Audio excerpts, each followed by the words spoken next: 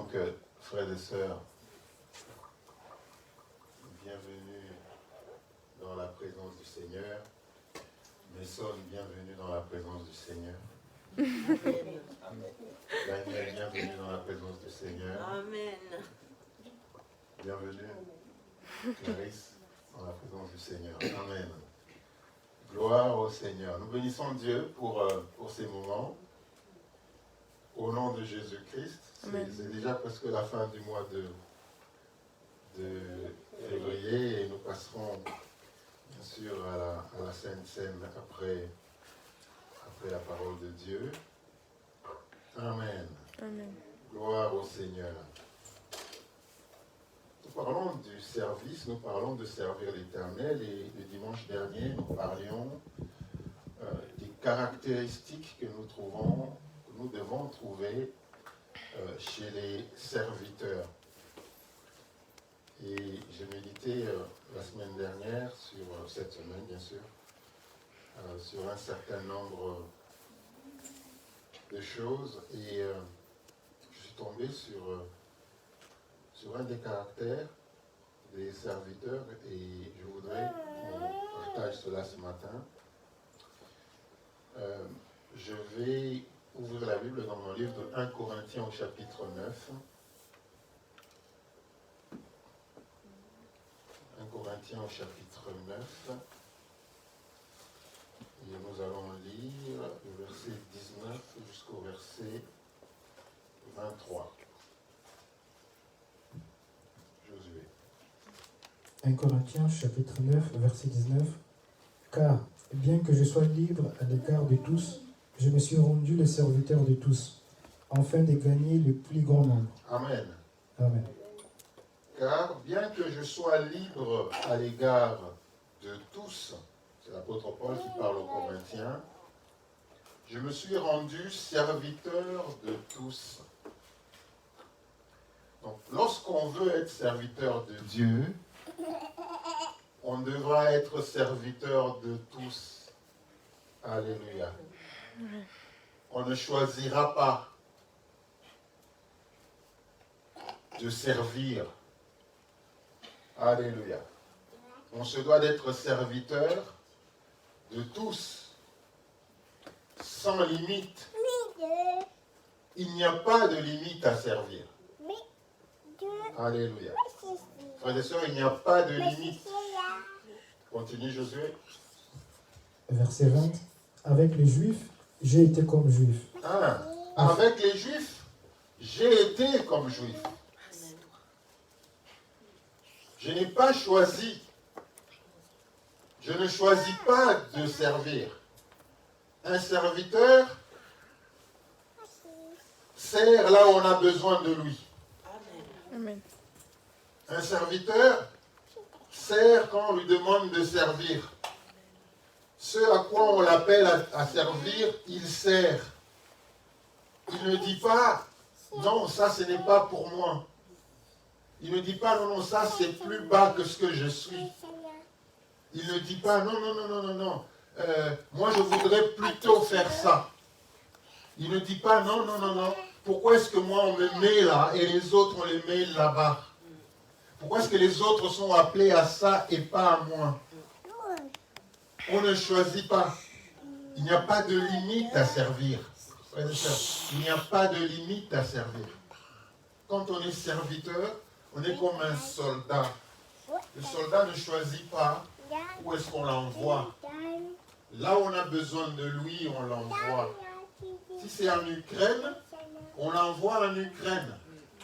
Si c'est au Mali, on l'envoie au Mali. Frères et sœurs, si c'est en Afghanistan, il ne choisit pas. Il va où le maître a besoin de lui. Même s'il est qualifié, même si selon lui-même, il pense qu'il est qualifié, même s'il pense qu'il est plus intelligent ou qu'il est plus puissant. Non, au service de Dieu, Dieu nous envoie où on a besoin de lui. Alléluia. Tu peux être français, on t'envoie au Vietnam parce que le Seigneur te veut là-bas. Alléluia. Donc on ne choisit pas. l'apôtre Paul, avec les Juifs, Avec les Juifs, j'ai été comme Juif afin de gagner les Juifs. Avec ceux qui sont sous la loi, comme sous la loi, quoique je ne sois pas moi-même sous la loi, afin de gagner ceux qui sont sous la loi. Amen. Frères et sœurs, donc un serviteur ne choisit pas. Il n'y a pas de limite à servir. Il est important de voir que l'on puisse prendre la condition de ceux avec qui on est appelé à servir, même si ce n'est pas notre condition idéale. Avec les Juifs, j'ai été comme Juif.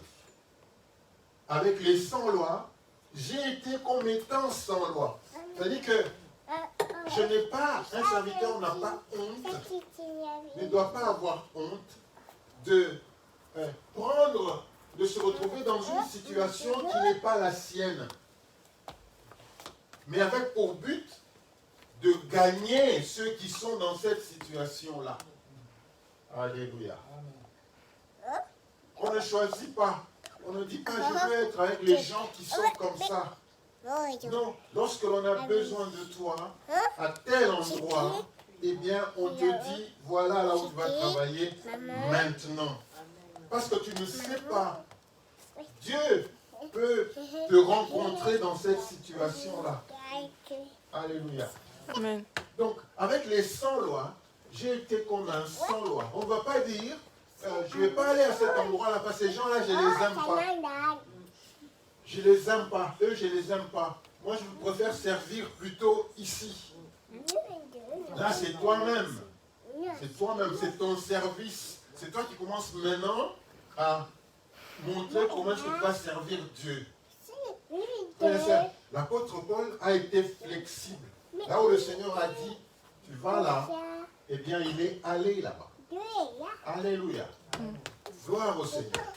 Donc, avec les Juifs, j'ai été comme Juif, afin de gagner les Juifs. Avec ceux qui sont sous la loi, comme étant moi-même sous la loi, quoique je ne sois pas moi-même sous la loi, afin de gagner ceux qui sont sous la loi. Ça veut dire quoi? Il y a beaucoup de conditions. Il y a beaucoup, frères et sœurs, il y a beaucoup de situations dans lesquelles le Seigneur a besoin des serviteurs. Alléluia. Dans lesquelles le Seigneur a besoin de serviteurs. Et un serviteur ne peut pas dire, là-bas j'y vais pas. Je choisis d'aller là-bas parce que ça me plaît, parce que j'aime bien ces gens-là, parce que cette situation-là j'aime bien. Non, frères et sœurs, nous ne devons pas de choisir. Continue. Verset 21. Avec ceux qui sont sans loi, comme sans loi, quoique je ne sois point sans loi de Dieu, étant sous la loi de Christ, afin de gagner ceux qui sont sans loi. Verset 22. J'ai été faible avec les faibles, afin de gagner les faibles. Je me suis fait tout à tous. Alléluia. J'ai été faible avec les faibles. Alléluia. J'ai été faible avec les faibles. Même si je n'étais pas faible, je me suis fait faible afin de gagner. Et il le dit, ayez les sentiments comme ceux qui étaient en Christ, qui de Dieu qu'il était, frères et sœurs, n'a pas hésité. Il n'a pas hésité à abandonner cette position divine. Il se fait homme comme un vrai homme, afin de gagner les hommes. Donc, Jésus-Christ, où Dieu n'a pas voulu gagner l'homme en tant que Dieu. Il a voulu gagner les hommes en tant qu'hommes. Pourquoi? Parce qu'il a voulu que les hommes comprennent le langage des hommes. Il a voulu qu'en tant qu'homme, qu'il partage la condition des hommes afin que les hommes comprennent qu'il est venu pour eux, afin qu'ils compatissent avec les hommes. afin qu'il partage la même condition que les hommes. Il n'a pas choisi. Dieu a dit, je te veux là. Tu es bien ici, tu as la gloire ici, tu as la gloire avec moi, mais en ce moment-ci, j'ai besoin de toi là-bas. Et donc, il a dû abandonner sa gloire pour aller prendre cette situation-là. Un serviteur ne choisit pas où il doit servir. Il ne choisit pas où il doit servir. Il ne dit pas, non, moi, je préfère faire l'intercession. Ou plutôt, moi, je préfère prêcher. Parce que l'intercession, c'est peu pour moi. Parce que l'intercession, c'est pas... Je pense que quand je fais l'intercession, c'est me diminuer. Un serviteur n'a pas cette attitude-là. Un serviteur fait ce qu'on lui demande de faire. Parce que tout est pour la gloire de notre Dieu. Amen. Quoi que tu fasses, que tu chantes, que tu joues, que tu fasses l'intercession, que tu prêches, nous tous, nous travaillons pour la gloire de Dieu. Si tu vois un serviteur qui refuse de faire une œuvre dans l'église parce qu'il la trouve moindre, il la trouve que ce n'est pas de son niveau, ce n'est pas un serviteur. Il n'a pas l'attitude d'un serviteur. Alléluia. Au nom de Jésus-Christ. Tu continues. Je me suis fait tout à tous, en fait d'en sauver de toute manière quelques-uns. Amen.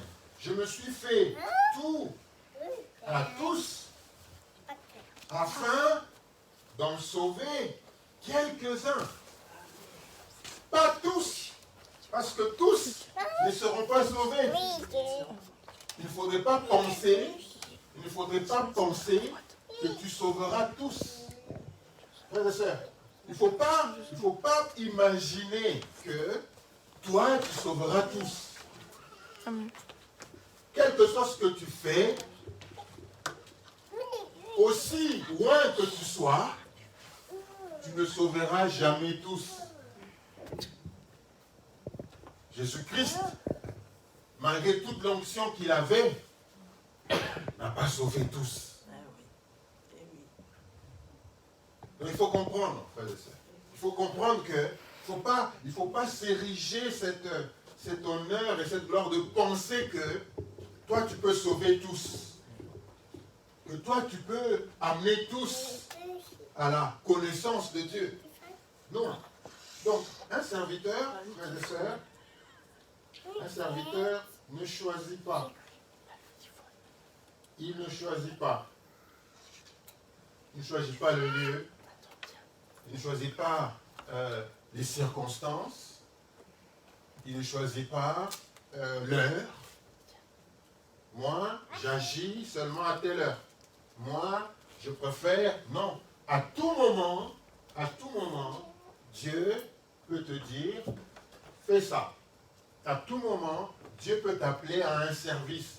Le serviteur est celui qui se tient prêt pour son maître. Alléluia. Amen. Gloire au Seigneur.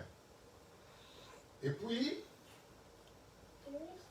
ouvrons nos Bibles dans 1 Corinthiens, plutôt 2 Corinthiens 6.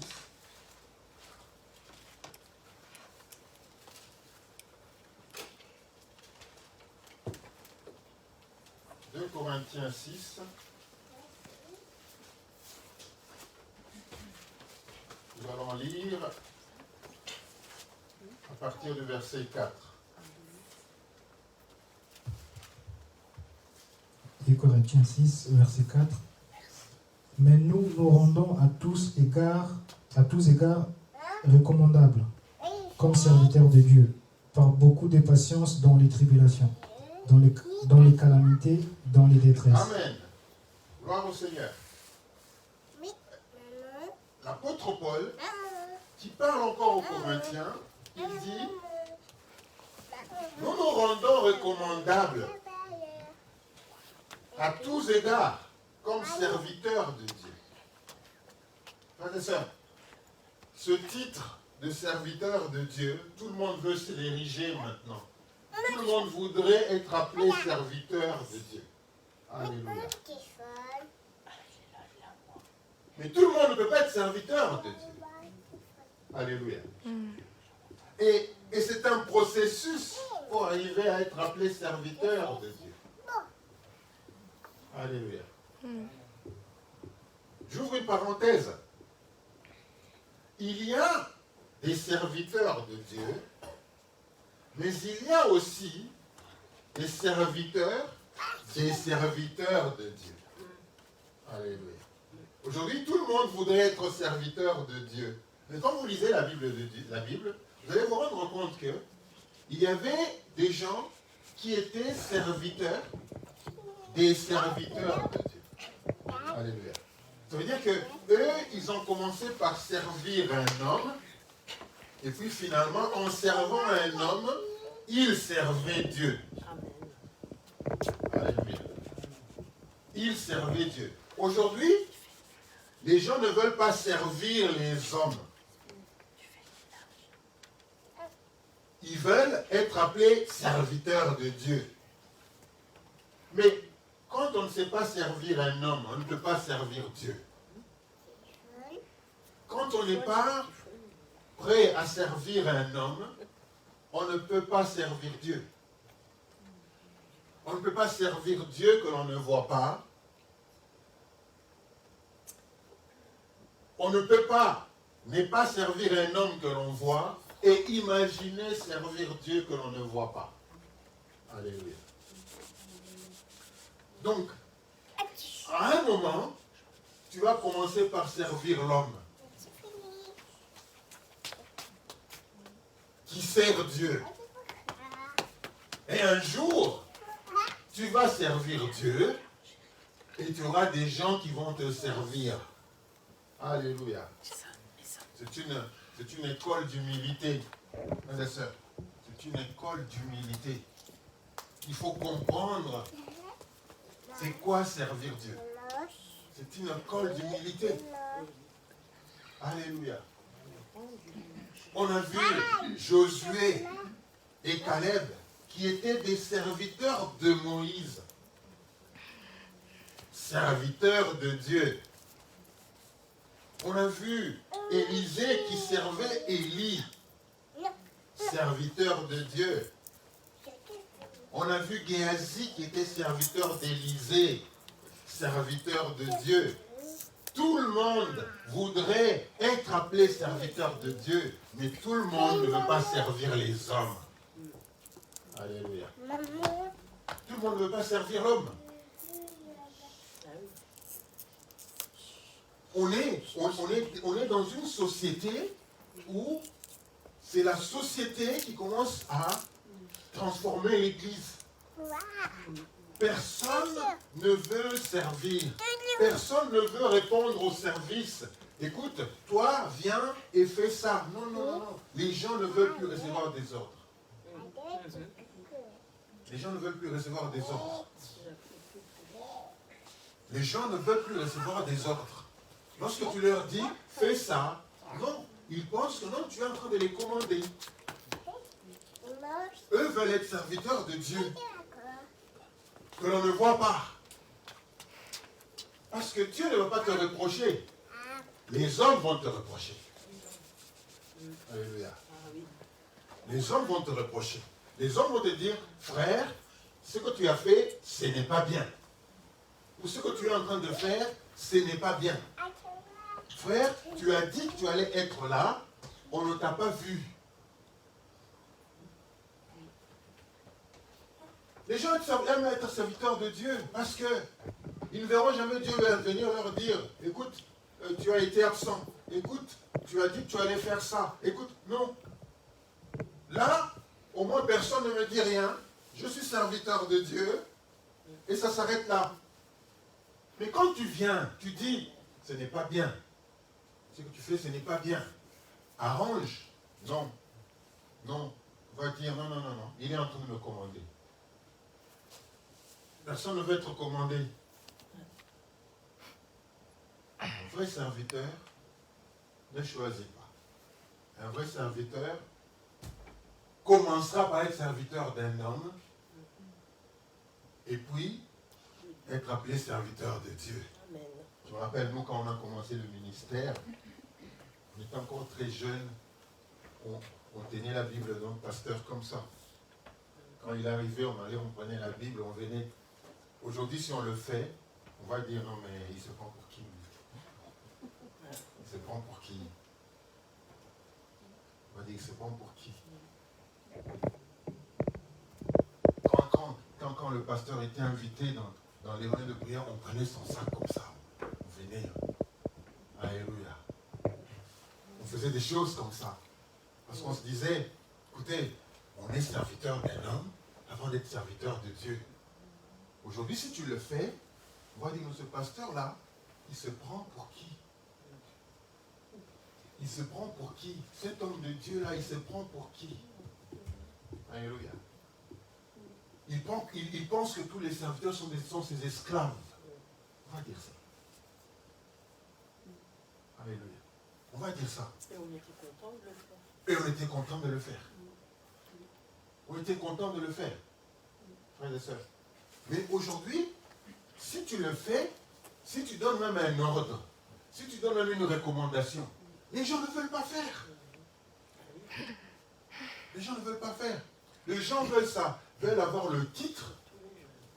Ils veulent avoir le titre, mais sans le caractère. Le titre sans le caractère, ça va te tuer. L'apôtre Paul dit, nous nous rendons recommandables à tous égards comme serviteurs de Dieu, par beaucoup de patience dans les tribulations, dans les calamités, dans les détresses. C'est-à-dire qu'en tant que serviteur de Dieu, tu vas connaître les détresses. Tu vas connaître les tribulations. Tu ne vas pas pleurer. Tout le monde ne va pas savoir que tu as des tribulations. Aujourd'hui, quand tu as des difficultés, tout le monde doit le savoir. Aujourd'hui, lorsque Dieu est en train de traiter avec toi, lorsque Dieu est en train de te corriger, tout le monde doit le savoir. Tout le monde doit savoir que non, moi, voilà ce qui se passe, voilà ce qui est en train de se passer. Et il dit, nous nous recommandons nous-mêmes en tant que serviteurs de Dieu, par la patience, par beaucoup de patience, dans les calamités, dans les tribulations, dans les détresses. Donc je suis dans la détresse, personne ne le sait. Je suis patient parce que je sais que après la détresse, après les tribulations, après les calamités, Dieu va me relever. Dieu va me relever. Aujourd'hui, ce n'est plus le cas. Aujourd'hui, une fois qu'il y a une détresse quelconque, il y a une tribulation quelconque, il y a une calamité quelconque, tout le monde doit le savoir. Tout le monde doit savoir ce qui se passe avec moi. Tout le monde doit savoir. Mais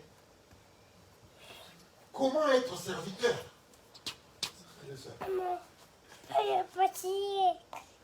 5.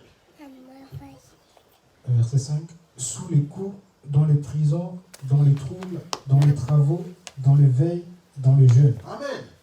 Donc, c'est-à-dire que cette patience-là, nous l'avons même quand on a des coups. Parce qu'il y a des coups, frères et sœurs. Il y a des gens qui te donnent des coups. Il y a des gens qui te donnent des coups. Des coups qui ne sont peut-être pas visibles. Mais il y a des coups. Alléluia. Il y a des coups. Dans les prisons. Dans les séditions. Les séditions, en fait, on va parler de troubles. Mais dans les séditions, c'est en fait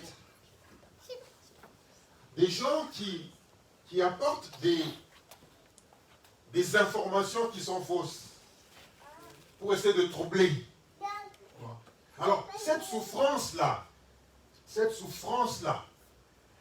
malgré tout ça, elle est en tant que serviteur, on doit garder patience.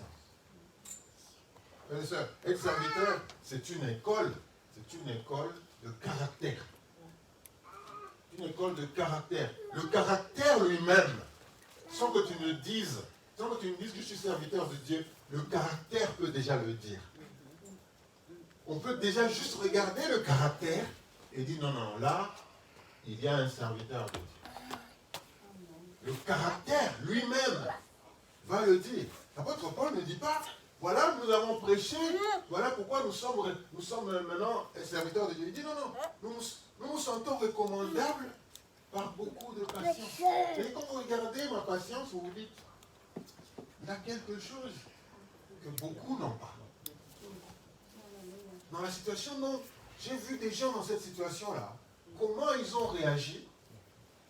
Et quand je le vois, lui, comment il réagit, je me dis, non, il est un serviteur qui est là. Il est recommandable comme serviteur. On peut le recommander comme serviteur. On ne va pas juste dire, non, lui, quand on regarde, dans telle situation, on a vu comment il agit, non, comme serviteur, il est recommandable. Je le recommande comme serviteur. Alléluia. Par les veilles, par les jeûnes, un serviteur doit passer des jeûnes. Un serviteur doit être capable de jeûner. Il doit être capable de veiller dans la prière. Il doit être capable. Quand tu dis non, non, non, moi je ne jeûne pas, normalement moi je ne jeûne pas, parce que, non. Non, un serviteur doit jeûner. Un serviteur doit jeûner. Il doit jeûner. Il ne faut pas dire non, non, non, ça moi je ne fais pas, mais par contre ça je fais. Non, non, ça j'y arrive pas, par contre ça je fais. Non, nous nous sentons recommandables par les jeunes, par des veilles. Verset 6. Verset 6. Par la pureté, par la connaissance, par la longanimité, par la bonté, par un esprit saint, par une charité sincère. Amen. Donc, nous nous sentons recommandables non seulement par beaucoup de patience, mais aussi par la pureté. Un serviteur de Dieu doit se conduire d'une manière tout à fait pure. Ça veut dire que les paroles déjà de ma bouche peuvent donner une indication que je suis serviteur. C'est-à-dire que lorsqu'il y a une situation trouble, qu'est-ce que je dis? Qu'est-ce que je dis? Qu'est-ce que je dis? Lorsqu'il y a une situation trouble, qu'est-ce que je dis? Qu'est-ce que je dis? Lorsqu'il y a une situation trouble, qu'est-ce qui sort de ma bouche? Et il me dit que de l'abondance du cœur, la bouche parle. De l'abondance du cœur, la bouche parle. Lorsque je me sens dans une situation qui semble être trouble, qu'est-ce que je dis? Qu'est-ce qui sort de ma bouche? Qu'est-ce que je raconte? Qu'est-ce que je dis? Qu'est-ce que je véhicule? Ça démontre l'abondance qu'il y a dans mon cœur. Et de l'abondance du cœur, la bouche parle. Frères et sœurs, la bouche parle. Donc, je peux être recommandable juste par la pureté des paroles de ma bouche, la manière dont je me conduis.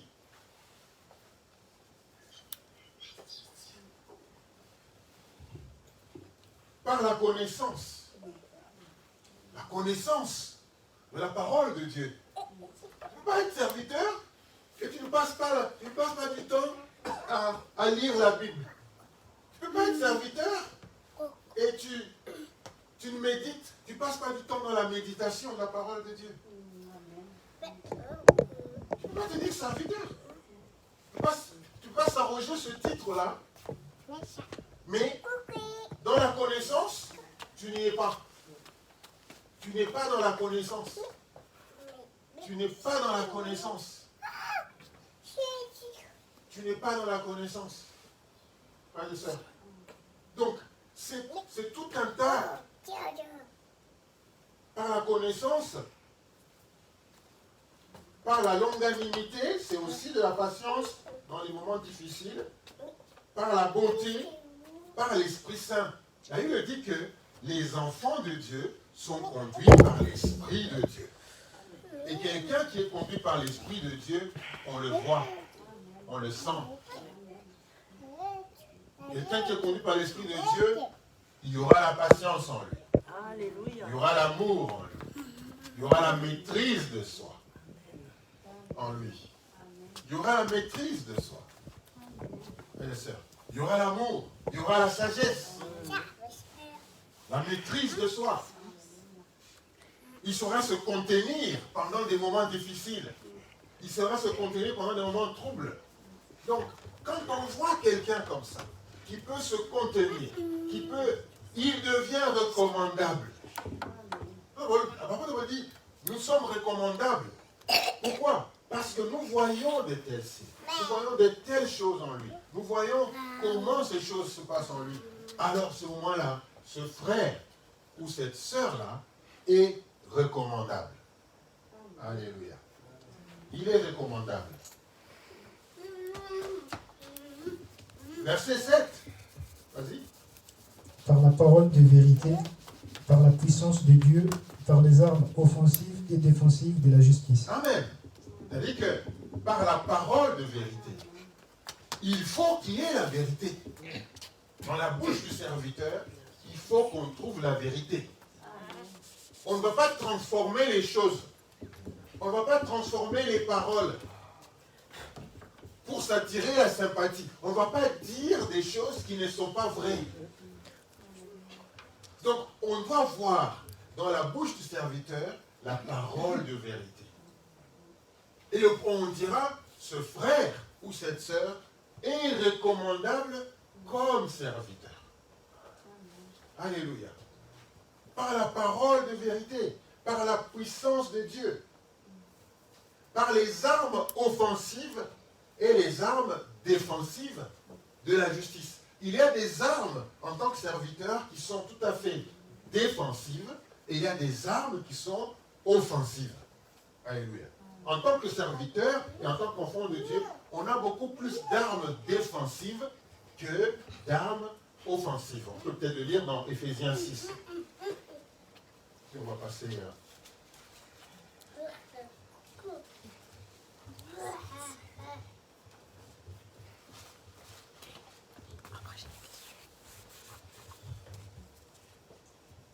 Verset 13. Oui. Éphésiens 6, verset 13. C'est pourquoi prenez toutes les armes de Dieu afin de pouvoir résister dans le mauvais jour et tenir ferme après avoir tout surmonté. Amen. Écoutez ceci. 14. 13. C'est pourquoi prenez toutes les armes de Dieu afin de pouvoir résister. C'est-à-dire que défensive. Afin de pouvoir résister. Il y a des armes qui nous aident à résister. Pour nous défendre. Alléluia. Résister. Vas-y. 14. Tenez donc ferme et avoir la vérité pour ceinture. Amen. Revêtez la cuirasse de la justice. Voilà, la vérité pour ceinture, la cuirasse de la justice, ça c'est des armes pour résister. C'est des armes défensives. Vas-y. Verset 15. Mettez pour chaussures à vos pieds les ailes que donne l'évangile de paix. Encore une fois, mettez à vos pieds des chaussures. C'est défensif. Verset 16. Prenez par-dessus tout cela les boucliers de la foi avec lesquels vous pourrez éteindre tous les traits enflammés du malin. Amen. Prenez par-dessus tout le bouclier de la foi. C'est pour se défendre. Quand tu vois l'armure du soldat, le bouclier de la foi, c'est-à-dire que c'est pour se défendre. Alléluia. Avec lesquels nous pourrons éteindre tous les traits enflammés du malin. C'est-à-dire que lorsque nous avons un bouclier de la foi, frères et sœurs, lorsque nous avons la foi, toutes les stratégies de l'ennemi quand il vient, non. Non, nous savons que non, ça, c'est pour... L'ennemi veut pénétrer ma cuirasse. L'ennemi veut pénétrer mon équipement. Non. La foi est là. Ce n'est pas ce qu'on va me dire à gauche et à droite qui va faire que je puisse changer d'avis. Ce n'est pas ce que je vais écouter, ce que les gens vont dire, qui vont me faire changer d'avis, qui vont me faire bouger. Donc, tous les traits enflammés de l'ennemi, frères et sœurs, vont trouver par-dessus tout, eh bien, ils vont trouver donc le bouclier de la foi. C'est un bouclier, la foi. Alléluia. Prenez aussi le casque du salut. Le casque du salut. Donc, le salut, le casque, il est là. On a l'enfant de Dieu, c'est un casque. Alléluia. Et puis, frères et sœurs, une arme offensive, la Bible dit, et l'épée de l'esprit. L'épée, c'est pour attaquer. L'épée, c'est pour aller combattre. Une fois qu'on est protégé, une fois qu'on a la ceinture, une fois qu'on a... tenez donc ferme à vous. C'est pourquoi prenez toutes les armes de Dieu afin de pouvoir résister dans les mauvais jours et tenir ferme après avoir tout surmonté. Tenez donc ferme avec vos reins la vérité. Une fois qu'on est déjà bien protégé, on a mis le casque du salut, on a mis le bouclier de la foi. Maintenant, on peut prendre l'épée de l'esprit pour essayer d'attaquer. L'épée de l'esprit, l'épée est la seule arme qui va nous aider à aller combattre. Avec laquelle, c'est l'arme offensive, qui est la parole de Dieu. Donc l'épée de l'esprit, c'est la parole de Dieu. C'est-à-dire que dans une situation quelconque, je déclare la parole de Dieu. Je parle de la parole de Dieu. Je parle de la parole de Dieu. Mais pour la parler, cette parole, il faut déjà la connaître. Il faut la connaître et il faut croire en elle. Alléluia. Donc, on a une arme offensive et des armes défensives. On doit s'assurer que, en tant qu'enfant de Dieu, en tant que serviteur, nous avons toute l'armure nécessaire pour la protection, mais aussi pour aller combattre. Lorsque l'ennemi est venu auprès de Jésus-Christ, a commencé à lui donner des suggestions, Jésus-Christ a attaqué avec la parole de Dieu. Alléluia. Donc, frères et sœurs, être serviteur, ce n'est pas juste de déclaration dans la bouche. Être le serviteur de Dieu, c'est un caractère. Lorsqu'on te dit serviteur de Dieu, on doit voir le caractère qui suit. Quand on est serviteur de Dieu et que le caractère n'est pas là, eh bien, on ne l'est pas. Alléluia. Au nom de Jésus-Christ. Frères et sœurs, comprenons que nous devons, frères et sœurs, d'être ces serviteurs que le Seigneur est en train de rechercher. Il y a beaucoup de travail. Il dit que la moisson est grande, mais les ouvriers sont peu nombreux. Prions pour être parmi ces ouvriers peu nombreux dont le serviteur, dont le maître a besoin. Qu'on ne soit pas ces serviteurs-là qui vont choisir ce qu'ils doivent faire. Si aujourd'hui on te dit fais ça, on a besoin de toi là, en ce moment-là. Si on te dit non, demain, va là-bas, on a besoin de toi là-bas. Ne choisis pas. Un serviteur ne choisit pas ce qu'il doit faire. Il ne choisit pas où il doit aller travailler. Il ne choisit pas les circonstances. Dieu veut que nous puissions être disponibles. Alléluia. Au nom de Jésus-Christ. Au nom de Jésus-Christ. Amen. Je vois dans Isaïe où le Seigneur cherche quelqu'un. Qui enverrai-je? La voix du Seigneur disait, qui enverrai-je? Et moi j'ai répondu, Seigneur, je suis là, envoie-moi. Je n'ai pas dit non. Moi je suis déjà en train de faire ça, envoie quelqu'un d'autre. Tu peux être en train de faire quelque chose, le Seigneur va te dire, laisse ça, va là. Jésus-Christ a trouvé des frères et sœurs en train de pécher. Il a dit non, venez, abandonnez ça là. Je vais faire de vous maintenant des pécheurs d'hommes. Mais avant cela, donnez-moi un peu votre barque. Alléluia. Quand le Seigneur a besoin, il faut être prêt à lui donner. Il faut être prêt à céder. Lorsque le Seigneur dit, j'ai besoin de ça, cède. Pour ce moment-là, cède. Lorsque le Seigneur dit, j'ai besoin de toi, eh bien, réponds. N'hésite pas. N'endurcis pas ton cœur. Le Seigneur a besoin de toi. Il envoie, lorsqu'il veut entrer à Jérusalem, il envoie ses disciples, allez dans la ville, vous trouverez, vous trouverez une ânesse attachée quelque part. Prenez-le et amenez-le moi. Lorsque l'on vous demande, où est-ce que vous l'amenez? Le Seigneur en a besoin. Parce que quand le Seigneur a besoin de quelque chose, on ne résiste pas. On dit, Seigneur, prends. Alléluia. Je prie, frères et sœurs, que nous puissions être ces serviteurs-là.